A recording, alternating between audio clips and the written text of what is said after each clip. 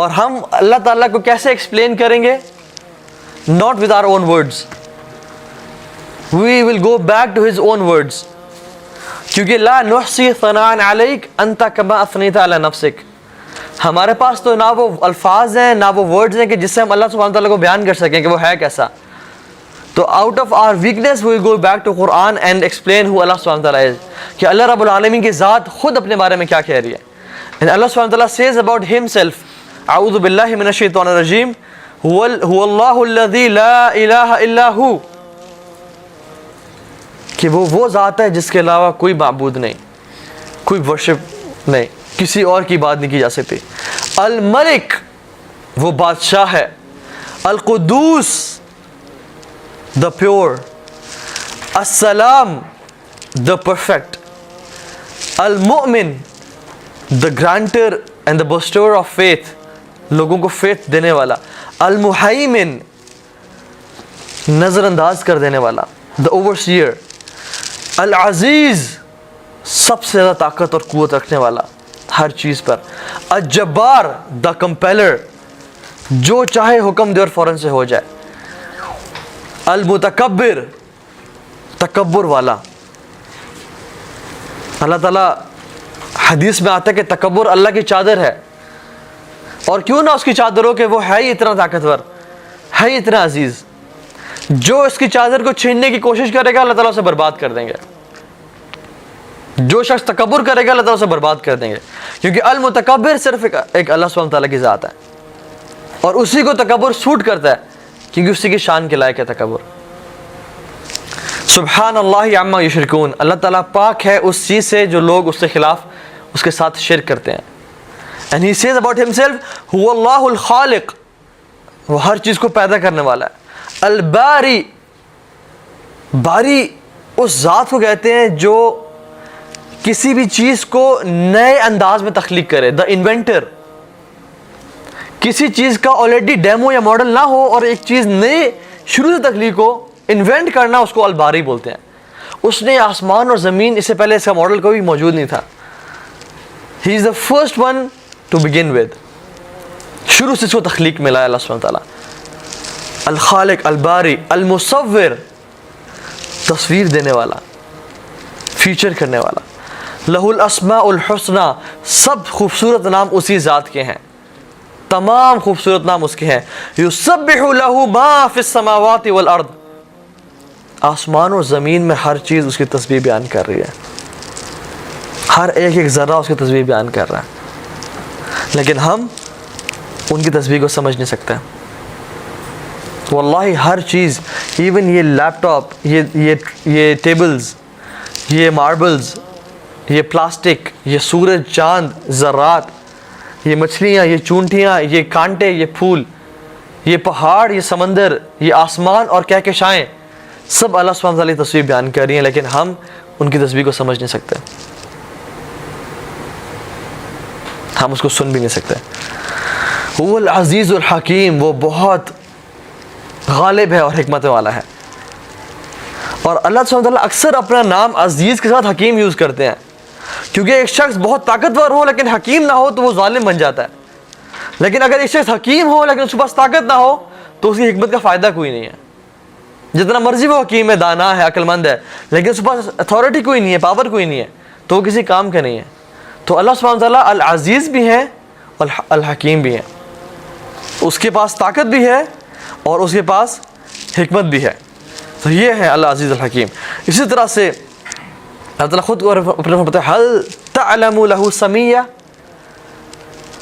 کوئی کسی کے بارے میں سنا ہے جو ایسا ہو؟ کسی کو جانتے ہو جو اس کی ٹکر کا ہو؟ کوئی اسے ملتا بھی ہے؟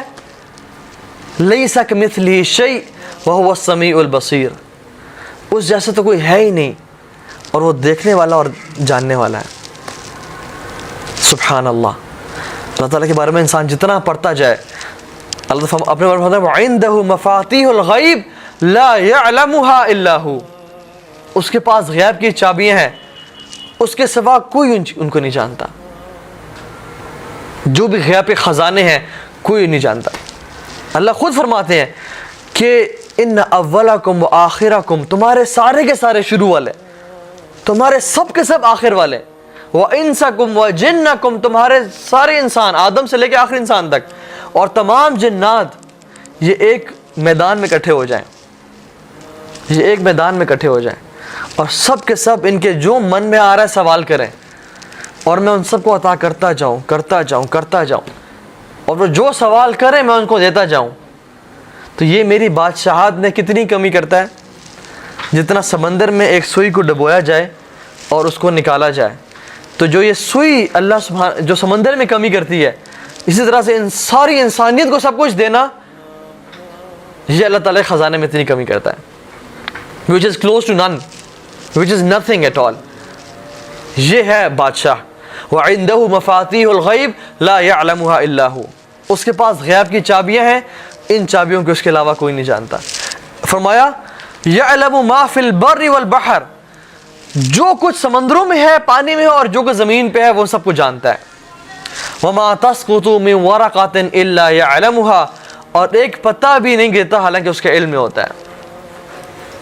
ایک پتا بھی اس کی اجازت کے بغیر نہیں گرتا, اور اللہ سبحانہ تعالیٰ کے علم میں ہے کہ اس پتے نے اپنے کس بل پہ گرنا ہے, اس طرف گرنا ہے یا اس طرف گرنا ہے.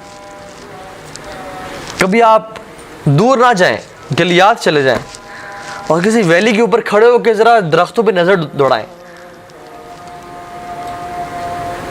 اور ان کے پتوں پہ نظر دوڑائیں. آپ پائن ٹریز کو دیکھ لیں, ان کے چھوٹے چھوٹے پتے جو ہوتے ہیں کتنے زمین پہ گرے ہوتے ہیں. ایک انسان بیٹھ کے 15-20 درختوں کو گننا شروع کر دینا کہ اس کے پتے جب گرے تو میں گنوں کم از کم, وہ بھی نہیں گن سکتا. لیکن اس پوری کائنات میں جو کچھ ہے اور ایک پتا بھی گرتا ہے وہ اس کے علم میں ہے. سبحان اللہ, اس کا علم دیکھیں کتنا بڑا ہے اور ہیوج ہے.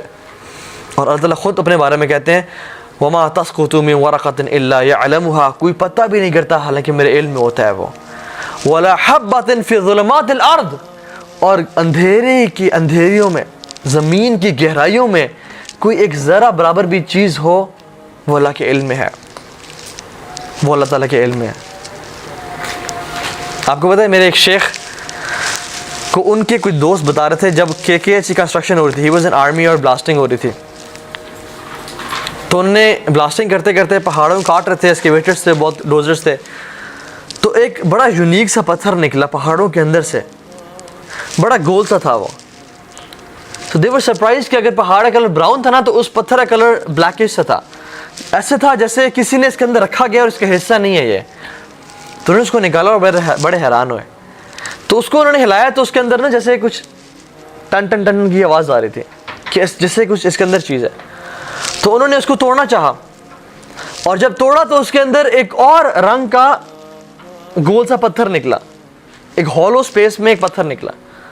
تو ان میں مزید شوق بڑھ گیا کہ یار یہ کیا بات ہے. مزید جب اس کو ہلایا تو مزید اس کے اندر کچھ آواز آ رہی تھی.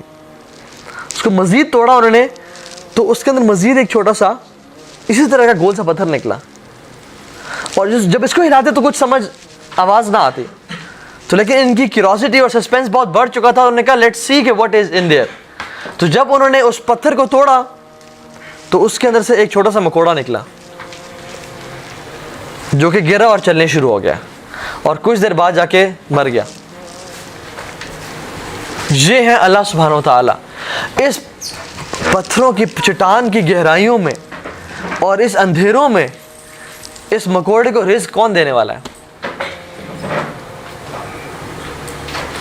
اس پتھروں کے اندر اس کو کون کھلا پلا رہا ہے؟ اور اس مکوڑے کی تقدیر میں کیا لکھا ہوا تھا کہ اس نے مرنا کہاں پہ ہے؟ نکل کے اس جگہ پہ مرنا ہے. یہ ہے العزیز الحکیم الرزاق, یہ اللہ رب العالمین کی ذات ہے. اور فرماتے ہیں وَلَا رَطْبٍ وَلَا يَابِسٍ, اور نہ کوئی موئسٹ چیز ہے نہ کوئی ڈرائی چیز ہے, الا فی کتاب مبین, کہ جو اس کے علم میں ہے اور اس نے کتاب میں لکھی ہوئی ہے, کہ ہر چیز آسمان و زمین میں اس کی تسبیح بیان کرتی ہے. وَهُوَ الْعَزِيزُ الْحَكِيمُ, اور کیوں نہ بیان کرے, کیونکہ وہی تو ہے جو عزیز بھی ہے, ہر چیز پر قادر ہے اور حکمتوں والا ہے.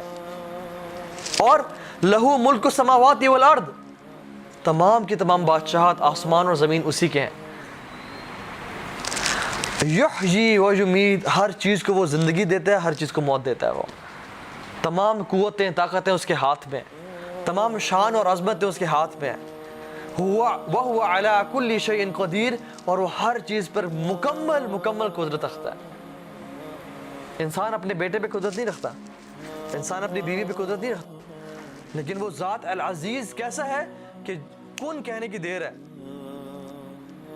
زمین و آسمان بدل جائے، وہ کون کہے تو بڑے بڑے فیصلے ہو جاتے ہیں۔